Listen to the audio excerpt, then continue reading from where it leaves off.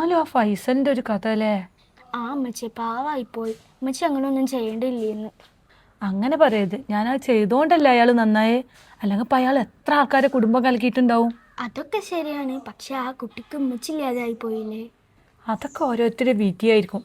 പിന്നെ അവൻ കുറേ തെറ്റുകൾ ചെയ്തില്ലേ, അതിനുള്ള ശിക്ഷയും കൂടിയായിരിക്കും ഇത്. ഞാനൊരു നിമിത്തമായി എന്ന് മാത്രം. ഇനി ഇതെങ്ങാനും ഫൈസലെങ്കിൽ അറിഞ്ഞ അമ്മച്ചിനെ എന്തായാലും കൊല്ലും. ആ അങ്ങനെ എങ്ങാനും സംഭവിച്ചാൽ എനിക്ക് ഇന്നെക്കാട്ടി നല്ലൊരു മച്ചിനെ കിട്ടിക്കോളും. പിന്നെ എൻ്റെ അപ്പച്ചിക്ക് ഇതല്ല പണി. ആ എൻ്റെ അപ്പച്ചക്ക് 100 വയസ്സാണല്ലോ അതാ വിളിക്കണ്. ഹലോ, എന്ത് സിബിക്കോ? ഏത് ഹോസ്പിറ്റലിലാ?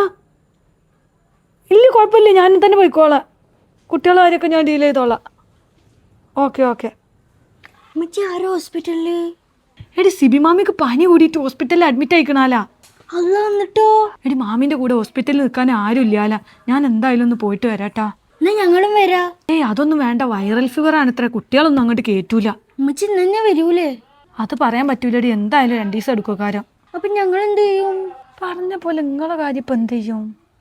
ആ ഒരു കാര്യം ചെയ്യാം, നമുക്ക് ആ റോഷനെ വിളിക്കാം. അള്ളാ, കാനഡ മൈമിയാ.